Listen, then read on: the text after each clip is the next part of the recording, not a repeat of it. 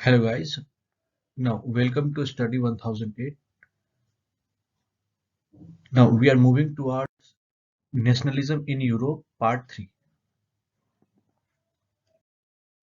Nationalism in Europe से पहले French revolution के बहुत सारे पार्ट, जैसे कि फ्रेंच रिवॉल्यूशन में कब रिवॉल्यूशन हुआ और कब उसके बाद उसमें किंगशिप को लाया गया, कब नेपोलियन को हरा दिया गया, जैकोबिन क्लब का इस्टेब्लिशमेंट, ये सब चीजें हमने देखा। इन सब के इफेक्ट की वजह से पूरे यूरोप में जो नेशनलिज्म की भावना स्टार्ट हुआ, उसके रिगार्डिंग हम पढ़ेंगे रिवॉल्यूशन कब कब होता है। ठीक है, तो उसमें जब नेशनलिज्म और लिबरलिज्म की भावना जब सब में स्टार्ट होने लगती है, सब में फीलिंग डेवलप होने लगता है, तो एक रिवॉल्यूशन का एज आता है। वो रिवॉल्यूशन एज है 1830 टू 1848।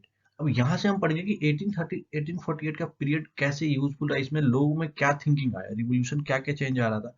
ठीक है, इस चीजों को जानेंगे। तो देखिए, द एज ऑफ रिवॉल्यूशन, तो age of revolution 1830 to 1848। Conservatism और ट्राइंग, कंजर्वेटिज्म कौन थे? ये किंगशिप वाले लोग थे। Okay, conservatism were trying to become more powerful, and on the other side of the revolution were attempting hard to bring liberalism and nationalism in Europe। देखो, तीन तरह के लोग थे, आप समझो। कंजर्वेटिज्म, जिनको किंग में बोला गया, मतलब जो किंग थे उनको कंजर्वेटिज्म बोला गया। और उनके अलावा जो रिवोल्यूशन करने वाले थे, जो लोग रिवोल्यूशन के न्यू मिडिल क्लास, उनको लिबरलिज्म एंड नेशनलिज्म बोला गया। ठीक है, तो दो तरह के लोग याद रखिएगा, एक कंजर्वेटिज्म को फॉलो कर रहे थे और एक लिबरलिज्म एंड नेशनलिज्म को सपोर्ट करने वाले भी लोग थे। नाउ रिवोल्यूशनरीज वर मेनली, अब ये लिबरलिज्म और नेशनलिज्म वाले कौन थे? ये मेनली एजुकेटेड मिडिल क्लास था, जो अभी अभी नया उभर के आ रहा था। अब इसमें कौन कौन इन्वॉल्व था? प्रोफेसर्स, स्कूल टीचर्स, कलर, तो ये लोग इन्वॉल्व थे। और लॉयर भी थे, नए नए क्लास थे। ठीक है, बिजनेसमैन, इनको भी ऐड कर सकते हो आप। तो आपने देखा कि एज ऑफ रिवोल्यूशन में दो पार्टी आ गई है, मतलब एक कंजर्वेटिव थॉट के, एक लिबरल और नेशनल थॉट के। नो, अब इनिशिएशन कैसे हुआ, कैसे शुरू होता है ये सब चीजें? दो रिवॉल्यूशन के कोई एक पहला इंसिडेंट तो होना चाहिए। तो पहला इंसिडेंट कहाँ हुआ? फ्रांस में हुआ। The first incident, such incident took place in France in July 1830। Now, second is liberal revolutionaries overthrow the Bourbon king and its place a constitutional monarchy, with Louis Philippe as its head of state। क्या हुआ France में? पहला incident हुआ क्या कि वहां पे जो रिवोल्यूशनरीज थे, मतलब लिबरल प्लस नेशनलिस्ट जो थे, उन्होंने हटा दिया किसको? बॉर्बन किंग को, और उसके जगह एक कॉन्स्टिट्यूशनल मोनार्की लगा दिया, जो जिनका नाम था, मोनार्की को क्या बनाया? Louis Philippe as it head of establish. ठीक है, लुइस फिलिप को किंग बना दिया गया ना। तीसरा पॉइंट है, July revolution led to an uprising in Brussels which result in the separation of Belgium from the UK. Next क्या था? एक तो फ्रेंच वाला था, फर्स्ट इनिशिएशन। दूसरा कि जुलाई रिवॉल्यूशन होने लगा, ठीक है, जिससे ब्रसल्स को क्या किया गया? हटा, मतलब सेपरेट कर दिया गया। ठीक है, किससे? यूके से। Fourth point is a major event that serve for including the nationalist feeling among the education elite across Europe was the Greek war of independence. अब एक और यूनाइट करने की बात कौन सी आ गई नेशनलिस्ट फीलिंग को? ठीक है, ग्रीक वार। तो तीन इंसिडेंट ऐसे हुए जो एकदम से लोगों में फीलिंग, जो नेशनलिज्म की फीलिंग थी, इसको डेवलप करने में हेल्प करे। पहला क्या था? आप रिवीजन के लिए देख लो कि ये फ्रेंच का इंसिडेंट, जिसमें लुइस फिलिप को as a king of, as a head of state बना दिया गया। दूसरा, बेल्जियम का सेपरेट होना यूके से। ठीक है, बेल्जियम के लोग अपने कंट्री की डिमांड कर रहे थे, तो वहां नेशनलिज्म की भावना हुई, जिससे यूरोप में इफेक्ट हुआ। नाउ तीसरा इज की independence of Greek war. Okay, now revolution in Greece, आखिर क्या हुआ था ग्रीस में? तो Greece was under the Ottoman Empire. अगर आप ध्यान से देखो तो ग्रीस वाज किसके अंडर था? ग्रीस ओटोमन एम्पायर के। Since the 15th century Ottoman Empire was formed at the end of 13th century. भाई, अब ओटोमन एम्पायर को बनाया कौन था? Oghuz Turkish tribal leader Osman. ठीक है, अब independence struggle of Greece begin. अब देखो, ग्रीस के इंडिपेंडेंस के लिए कब से ही प्रोटेस्ट हो रहे थे? 1822 से प्रोटेस्ट हो रहे थे। द इंग्लिश पोएट, जैसे इंग्लिश पोएट थे लॉर्ड बायरन, इन्होंने ही ऑर्गेनाइज किया था इस पूरे मूवमेंट को। और फाइनली 1832 में क्या हुआ? इसे इंडिपेंडेंट नेशन एज ए घोषित किया गया। ठीक है,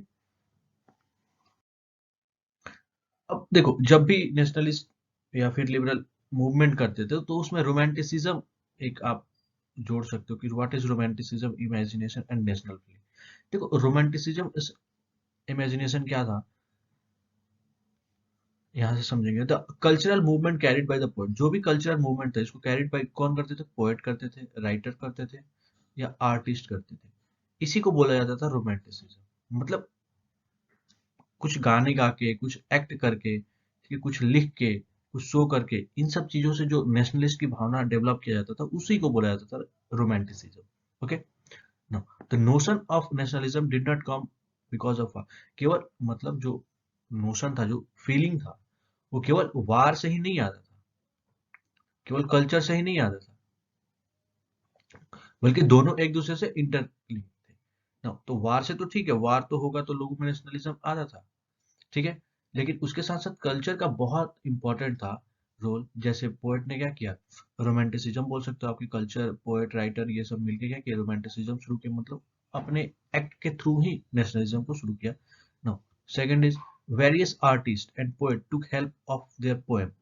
बहुत सारे आर्टिस्ट ने क्या किया, अपने पोएम का हेल्प लिया और नेशनलिज्म की भावना को डेवलप किया। Fourth, third point is romantic artist and poet were the criticizer of reason and science.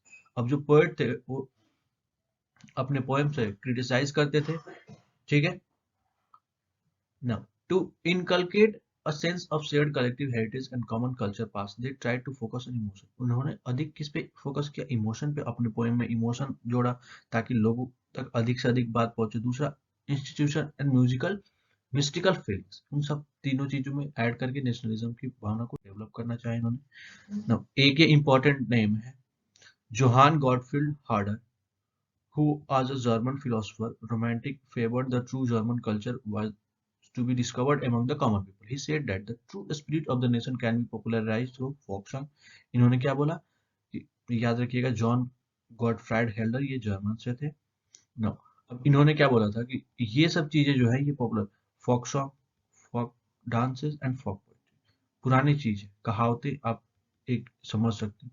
So he state the collection, इन चीजों को कलेक्ट किया और सिंपली जर्मनी या फिर किसी भी यूरोप में नेशनलिज्म की भावना को डेवलप करने में इन्होंने बहुत रोल प्ले किया। अब चलिए, ये तो हो गया रोमांटिसिज्म। अब क्या लैंग्वेज का कितना इफेक्ट था?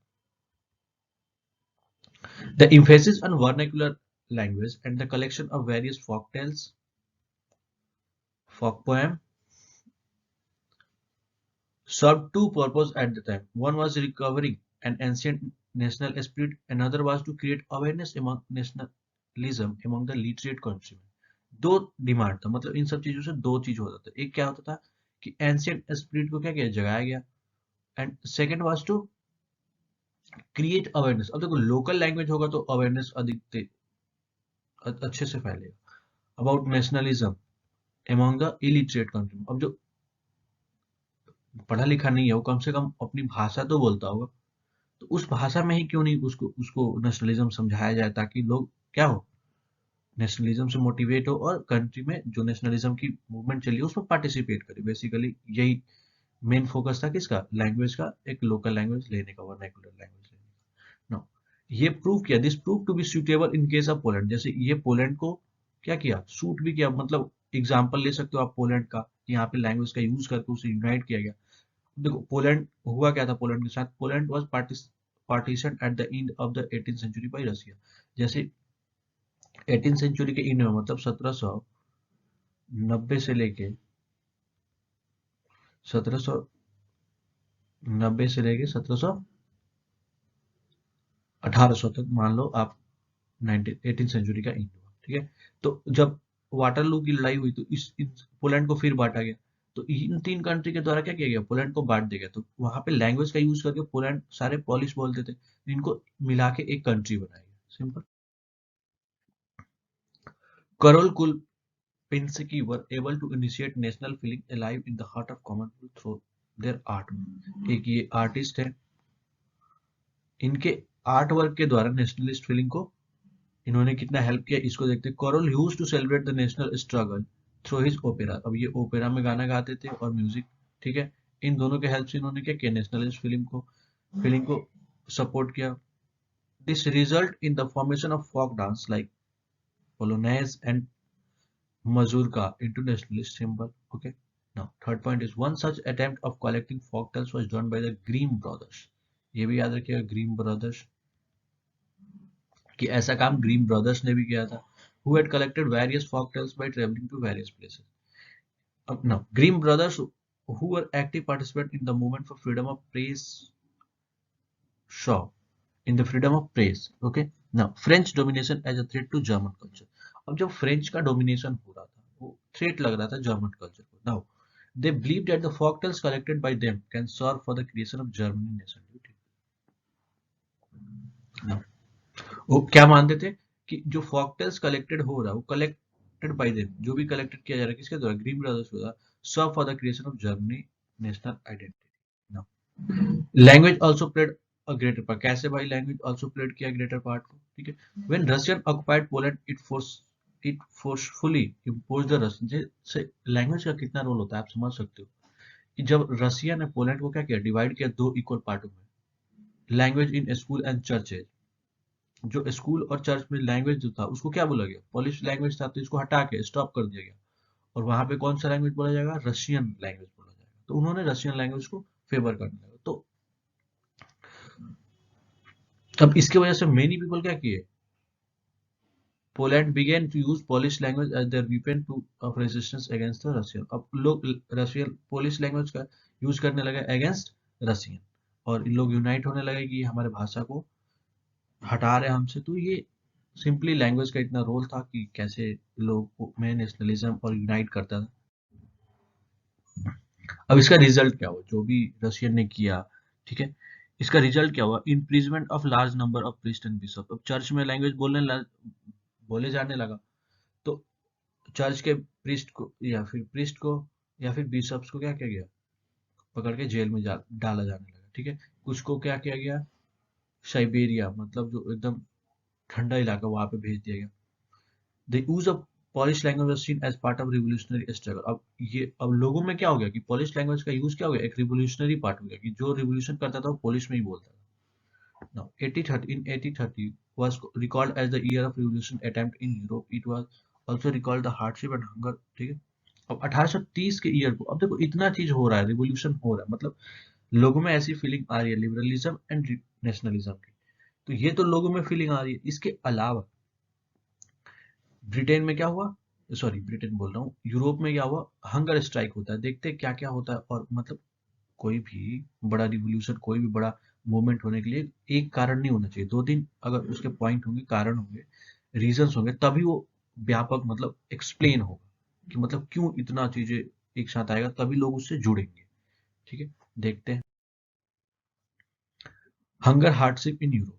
यूरोप देखो, यूरोप क्या क्या फेस कर रहा था 1830, आपको बताया मैंने 1830 से 1848, 1830 टू 1848 के बीच में क्या हुआ, यूरोप में क्या क्या ऐसी घटनाएं हुई जिसकी वजह से मूवमेंट, ये रिवॉल्यूशन का पीरियड हो गया, इस वक्त खूब मूवमेंट हुआ.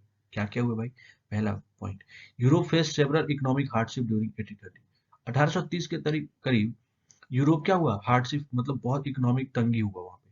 दूसरा इज कि पॉपुलेशन बढ़ा, पॉपुलेशन ग्रेजुअली इंक्रीज. तीसरा, the problem of unemployment become common in Europe. तो अब पॉपुलेशन बढ़ा तो अनएम्प्लॉयमेंट भी बढ़ गया. ठीक है.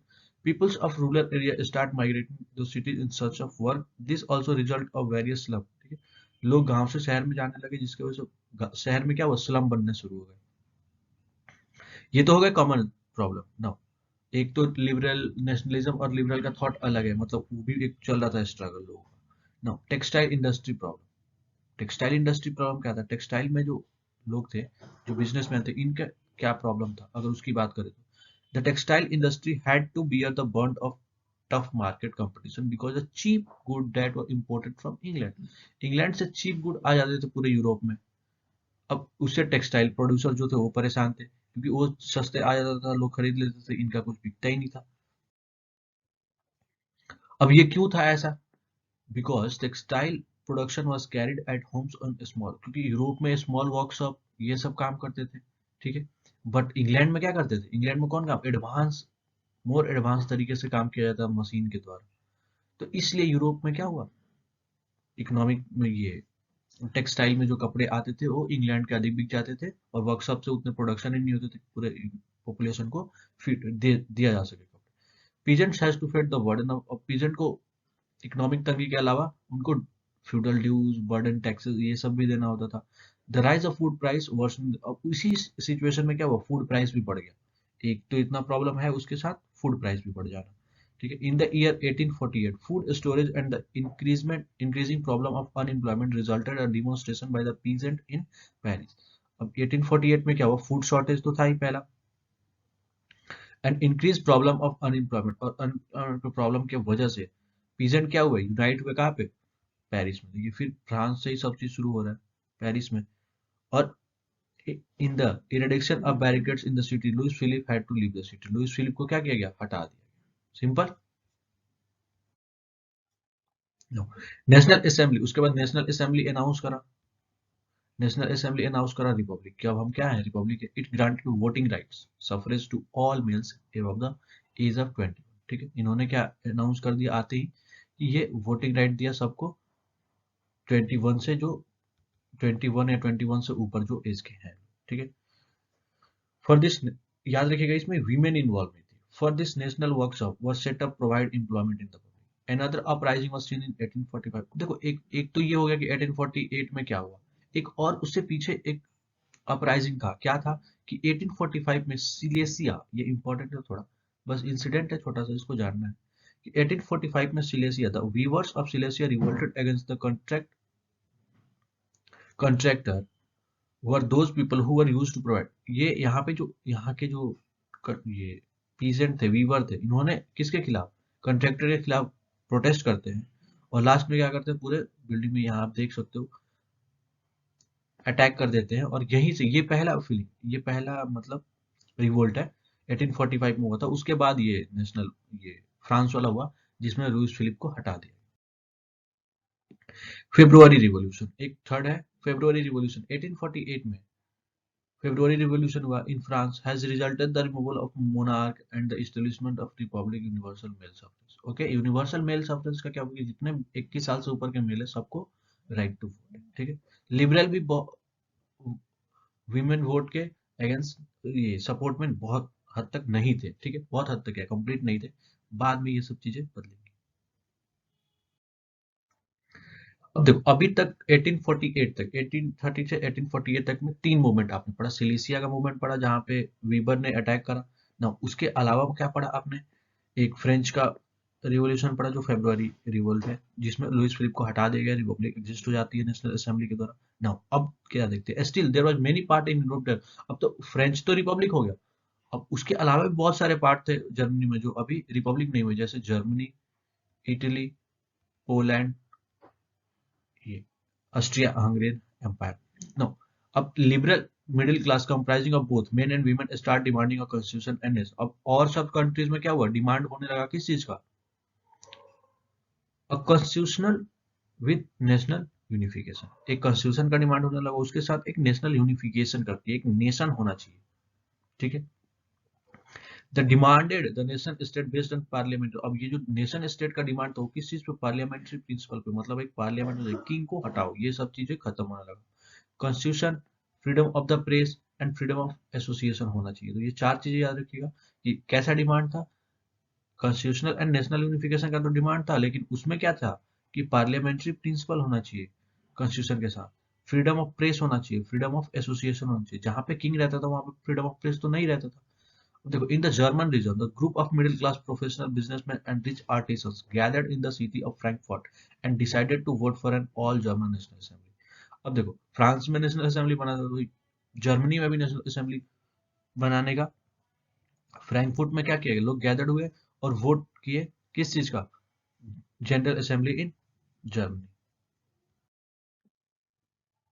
On 18 May 1840, on 18 May 1848, 831 elected representatives gathered at Church of St. Paul to take their place in Parliament. They drafted a constitution। अब 18 मई 1848 को इतने लोग रिप्रेजेंट गैदर हुए चर्च में, सेंट पॉल में, कि उसको फ्रैंकफर्ट पार्लियामेंट बोला गया। They granted a constitution for the German nation which was to be headed by monarch as per the। इन्होंने एक कॉन्स्टिट्यूशन बनाया, बोला कि इसको हमारा लीडर हेड करेगा, ठीक है। इसके बाद इन्होंने क्या किया कि किंग के पास वो लेके गए। अब जिस किंग के पास ऑलरेडी पूरा पावर है उसको एक आप बुक दोगे, कॉन्स्टिट्यूशन दोगे, बोलोगे कि आप इसे एक्सेप्ट करो, आपको अब इस बुक के अकॉर्डिंग चल रहा है, तो एक्सेप्ट करेगा? नहीं एक्सेप्ट करेगा। When the dispute offered the crown, which was subjected to home term to Frederick William, Frederick William को जब इन्होंने ये बात बोला तो उसने बोला नहीं नहीं ये बिल्कुल बेकार है, और इसके साथ उसने क्या किया, ये रिजेक्ट ही नहीं बल्कि क्या किया, फोर्स से अपोज किया इस इलेक्टेड असेंबली को, फोर्स के द्वारा इसे दबा दिया। Parliament never paid attention to the, जो जो ये पार्लियामेंट बना था, ये never paid attention to the demand of peasant and the new form assembly were forced to disband the help of troops, with the help of troops के द्वारा इन सब assembly को बंद कर दिया गया। वीमेन, अब वीमेन का क्या रोल था इस पूरे मूवमेंट में? Women had participated actively in various revolutionary struggle. Women हर एक रिवॉल्यूशनरी पार्ट में पार्टिसिपेट किए थे। Now, they also formed political association, women का political association था, न्यूज़पेपर लिखते थे ये लोग, participated in political meeting में participate करते थे। Now, but they were not given suffrage rights during the election of, लेकिन इन्हें सफरेज वोट देने का अधिकार नहीं था। ओके, बहुत सारे जैसे फ्रेंच रिवॉल्यूशन हुआ, फ्रेंच रिवॉल्यूशन को जब रिपब्लिक हुआ तो उसमें भी इन्हें अलाउ नहीं किया। Now, when the Frankfurt Parliament convened in the St. Paul Church, the women were allowed to stand in the visitors gallery as observer। लेकिन जब जर्मनी में फ्रैंकफर्ट पार्लियामेंट चर्च में मतलब बुलाया गया, कन्वेंट हुआ, तो उसमें वुमेन को अलाउ किया गया था एज ऑब्जर्वर। मतलब आप डिसीजन नहीं ले सकते हो लेकिन आप ऑब्जर्व करो क्या क्या चीजें हो रही। इन 1848 thought the conservative force were able to succeed in suppressing liberal movement। 1848 में क्या हुआ, जो कंजर्वेटिव जो किंग के फोर्स थे उन्होंने क्या किया, सप्रेस कर दिया किसको, लिबरल मूवमेंट को। और उन्होंने, लेकिन उन्होंने ये रियलाइज कर लिया था, but they realise that such revolution can only be handed by granting some concession of the liberal nationalist revolutionary.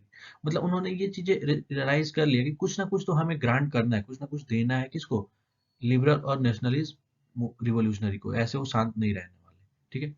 तो after 1848 the monarch tried to introduce the some measures which were already introduced in western Europe. तो western Europe में France से के वजह से बहुत सारे changes हो गए थे। ओके, तो इन उन सब चेंजेस को पूरा यूरोप में इसे अलाउ करने की कोशिश करी गई, ठीक है, और किंग ने अलाउ भी करा। जैसे एबॉलिश किया गया सेल्फडम एंड बॉन्डेड लेबर, जो भी बॉन्डेड लेबर थे इनको एबॉलिश कर दिया गया, मतलब अब कोई बॉन्डेड लेबर नहीं रहेगा, ठीक है। The Habsburg ruler also granted the self government of Hungary. अब देखो, हैम्सबर्ग के जो रूलर थे उन्होंने राइट ऑफ सेल्फ गवर्नमेंट का क्या किया, ग्रांट कर दिया किसको, हंगेरियंस को 1867 में। तो ये भी एक इंपॉर्टेंट पॉइंट है। Some more event took place which led the foundation stone of making Germany. अब कुछ ऐसे भी स्टेप्स हुए जिसकी वजह से क्या हुआ, जर्मनी का और इटली का